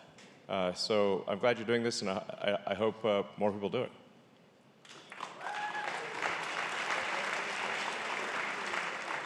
I mean, I'd appreciate just art that's in the center, frankly. That'd be quite nice. It's like I enjoy playing video. People ask me what my hobbies are. It's like, well, I'm a technology nerd, so I like playing video games. And it's really annoying when the video game gets interrupted by some DEI woke bullshit, and I'm like, Jesus, I was playing a video game here. Can you just leave the video games alone? You don't want to do things that damage art. So it breaks you out of the story. So. Hi, Elon. My name is Nolan Duncan, and it's my goal to one day make our region proud by being just as successful and driven as you. One thing we do share, though, is the love and pride of our country. Anyway, I'm a small business owner, a recently sworn-in firefighter, all while having a full-time job, which I may not have after today. Really? Why not? I'm late. I'm 30 minutes late. Oh, geez, okay. But I'm doing this because I love our country, and I love all of you who are fighting to make this country great again. So let's keep it up. Yes.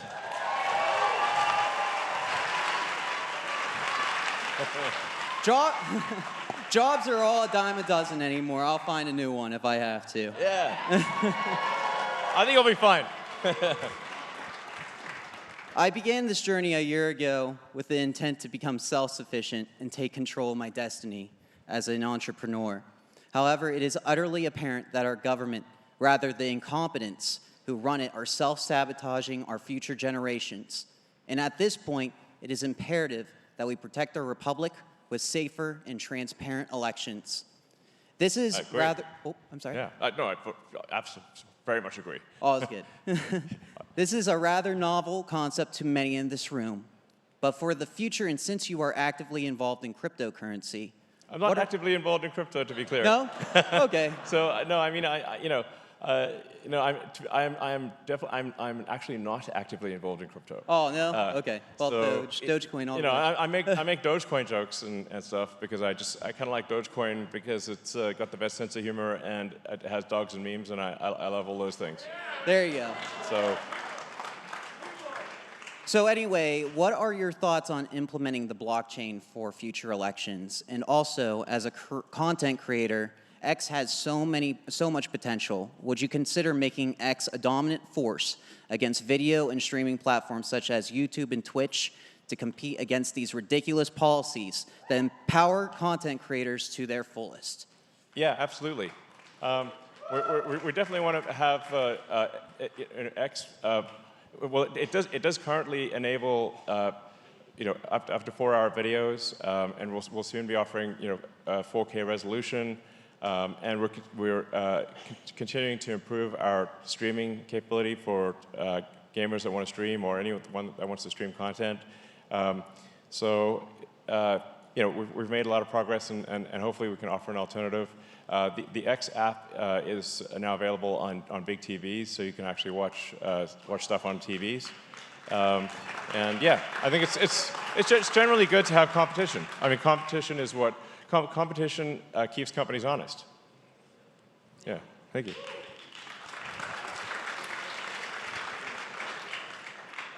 First off, I wanted to thank you for saving democracy and all your contributions to civilization. Thank you. My question is, I'm 24 years old. What key advice would you give to the younger generation wanting to start a family? I mean, my advice regarding starting a family is start immediately. Yeah.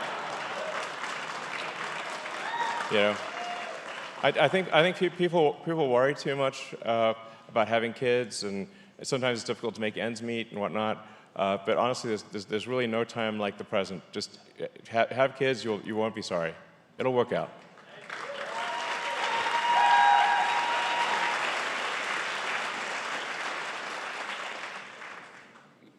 Hi, Elon. Thanks for being here today. With your Department of Efficiency, how far back do you think we're going to have to go in order to right the wrongs that are in this country? Well, I don't know. I mean, there's certainly a lot of work for Department of Government Efficiency. And there will be immense opposition, obviously, to making the government more efficient from entrenched interests that currently benefit from sucking away vast amounts of taxpayer money. They will not like the fact that they're not getting it anymore. They will fight tooth and nail. So, but it's got to be done. And like I said, we're going to aim to reduce government spending, get government out of people's lives as much as possible, and restore freedom and liberty.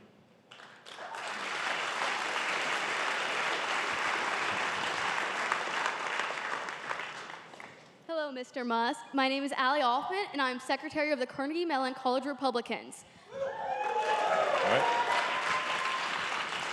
Before I ask my quick question, I would love to welcome your son to join our club next year. Sounds good. Second, I just wanted to ask you, what was the driving problem that got you into politics, and what was that breaking point that made you really want to get into politics? Yeah, well, as I said, I really would prefer not to be in politics at all. And the reason that I have stepped into the political arena this time is because I think the stakes are extremely fundamental. I think democracy is on the line. I think the Constitution's on the line. I fear that if Trump does not win, we're going to be, we're going to have a single-party state. And it's going to be like California, but actually worse than California, because the one thing that keeps California from going even further than they do go is that people can move out of California and still be in America. But if you've got no place to move, then it's going to be much worse in California. And that's the danger that we face. Sort of an oppressive, totalitarian state that has extreme restrictions on freedom of speech, that continues extreme overregulation, that just basically makes government even bigger than it is today, and takes away the liberty of the people. So that's something I wanted to do, but I felt it was critical to do it, or America's not going to be America. So,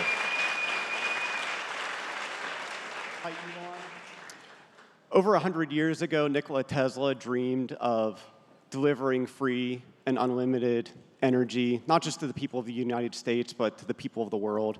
And he was up against a dirty machine, same machine that we're fighting today, same machine that's been suppressing, suiciding inventors for decades, as evidenced by Secrecy Invention Act of 1951. We need somebody that has the wallet to not care what people think and not be bullied around while having the guts to give the finger to the adversaries. And whether it's through government efficiency or private sector, if you're taking suggestions, I would encourage you to pursue that avenue to give the people of the earth something clean, renewable, efficient, and imagine what kind of rockets you could build with ethereal energy. So if you would like to discuss it more, I'm getting sushi afterwards if you want to join me, but I would love to hear your thoughts on that. Well, like I said, I mean, I think we want to get government out of people's lives and give people their liberty and freedom back, and allow them to keep more of their hard-earned money. And I think that's what leads to prosperity and a happier people. So that's what we're going to aim for. So I'll just take a couple more questions and call it a day. Hi, Elon. I'm Edwin. I believe that you are the Benjamin Franklin of our times, and thank you for unapologetically being you. My question is, on several occasions in your life, you have bet the farm on highly ambitious and almost improbable goals, in spite of well-intentioned advices from friends, family, and even your idols like Neil Armstrong saying, "Don't do it, Elon." Yeah. Most people would break under that kind of pressure. So how do you get the mental fortitude to listen to all of that advice, process it, realize you're probably going to fail, and go ahead and do it in spite of the fear? Yeah, I mean, when starting SpaceX and Tesla, people said, you're probably going to fail, and I agreed with them.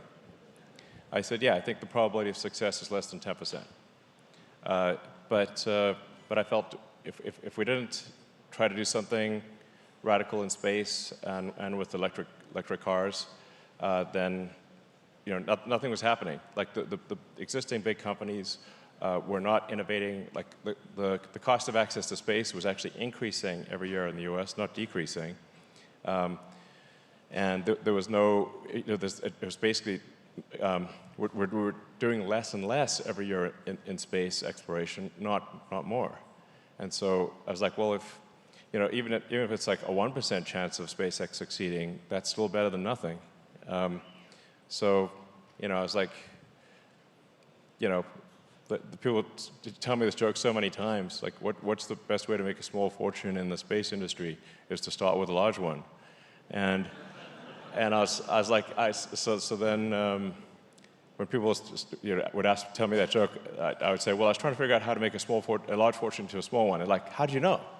Yeah, exactly. So, so it wasn't with the expectation of success that we started SpaceX and Tesla. It was with the expectation of failure.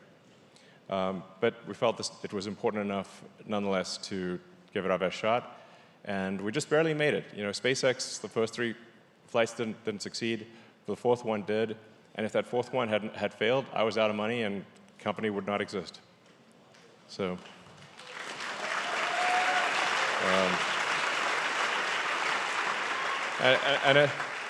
It was the same thing for Tesla. Same thing for Tesla. 2008 was a really tough year because that's when we had the 3rd rocket failure, and the auto industry was busy going bankrupt. GM and Chrysler went bankrupt in early 2009, and they're busy going bankrupt in late 2008. And in the case of Tesla, we closed the financing round of Tesla, and I gave all the money that I had left, and we closed that financing round in the last hour of the last day that it was possible. It was around 5 p.m. Christmas Eve 2008, and if that round had not closed in that call, Tesla would have bounced payroll 2 days after Christmas. So.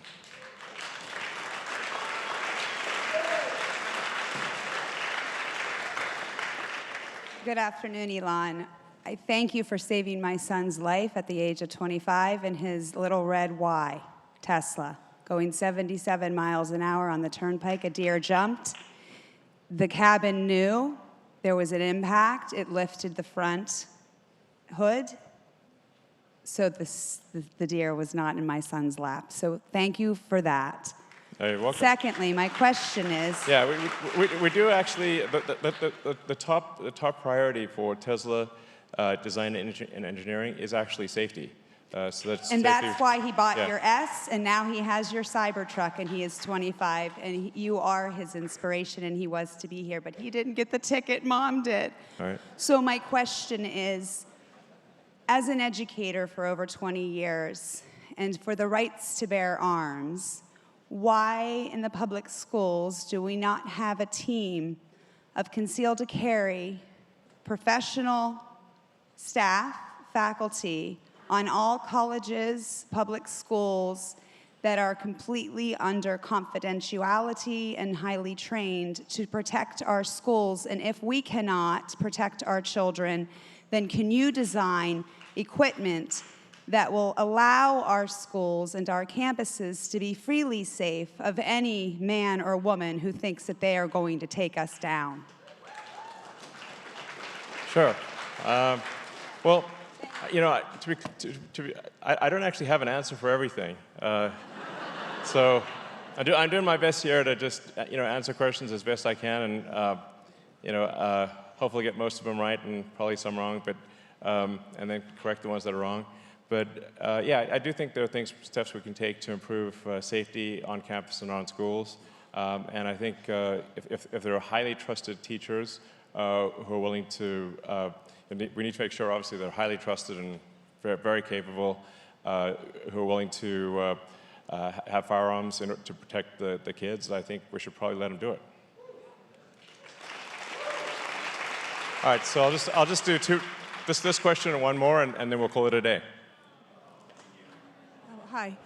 I'm one of the Pennsylvania conservatives Pennsylvania Democratic conservatives in the room. My father and brother have been in the House of Representatives for 24 and 22 years. Pro-life, pro-gun, pro-military, pro-First Amendment, pro-Second Amendment. My problem is my vote didn't get counted. I voted for Trump in 2016. I voted for him in 2020. I received this letter in the mail from Harrisburg saying that my vote did not get counted. And what concerns me... Actually, I'd like to understand more about that. So how did that work? I don't know. Okay. I work the polls. I've always worked the polls. I go for conservative Democrats. I go on a federal level for the Republicans. And like I said, I've always gone to the polls. So to find out that my vote has not been counted when I voted for Trump in both elections concerns me, because my vote for my own brother didn't get counted as well. So I think that's happening to a lot of us. There's no explanation? There's no explanation. I mean, if I didn't get this letter, I would not have known that my vote wasn't counted.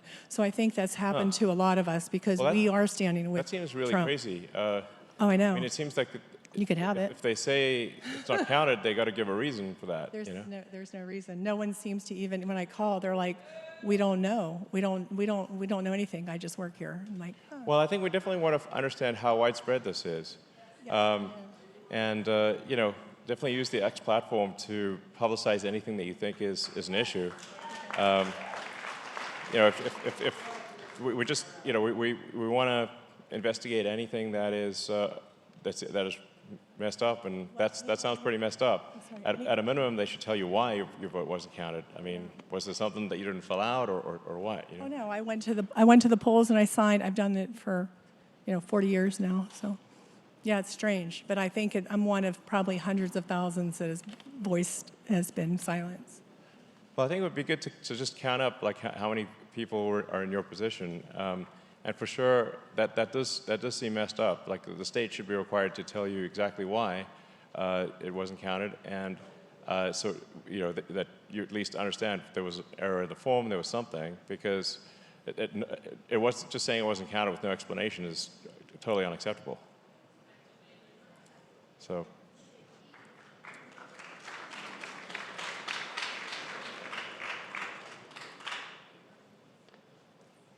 How you doing, Elon? Good, how's it going? My name's Logic. I'm a creative professional out of Pittsburgh. and I represent my people, my community, and some of the questions that we may have, and some of the insight that I have from me personally, being a single father here in this city, also making it through the changing circumstances of the economy as it becomes worse than I've ever known it to be. And the seriousness of this election, you know, me, I'm not one that really believes in voting myself, but I feel like I do not want to leave anything to happenstance in this election. And I know that we need to get somebody who's really going to be intelligent with their leadership.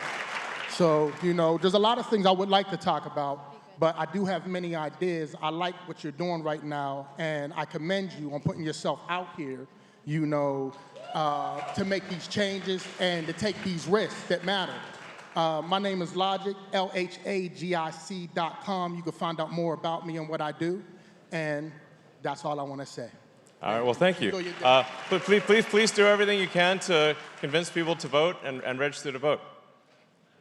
All right, I'll do 2 more questions, and then I got to get back to see my kids. Honestly, that's where I'm going right after this. So I'll make it really fast. I want to get to see them before bedtime as well.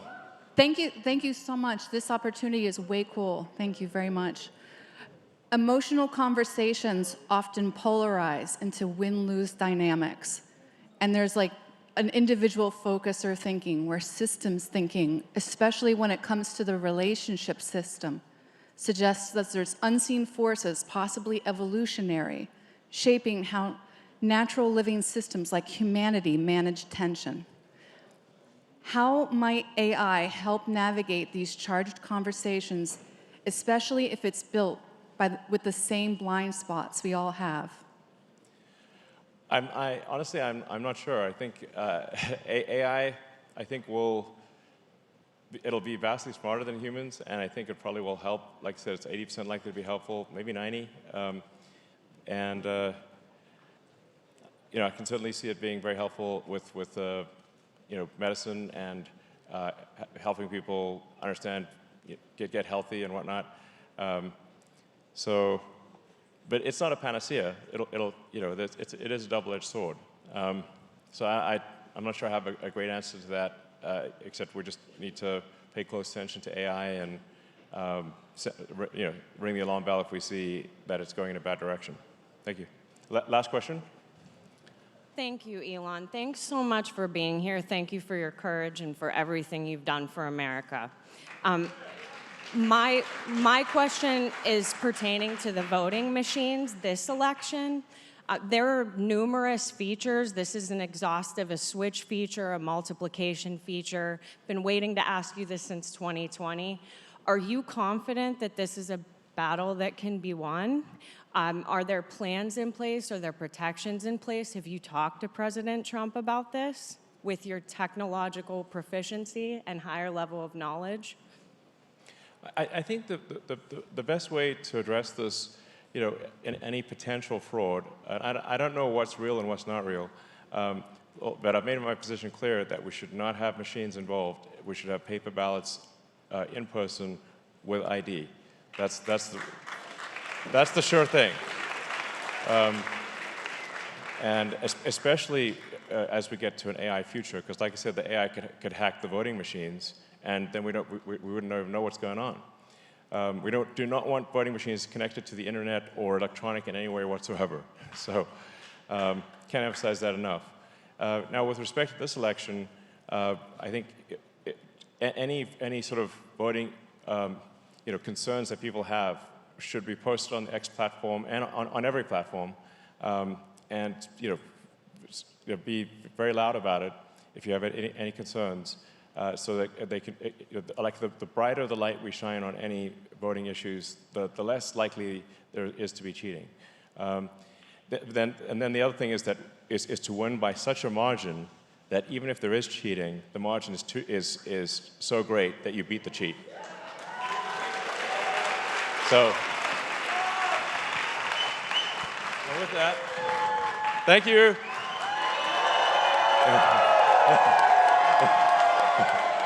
All right. Thank you, everyone. It's been an honor speaking to you, and I enjoyed the questions. And let's just go ultra hardcore. Remember, only have until tomorrow night to get people registered. So please think you've got one goal: get people registered by midnight tomorrow. Thank you.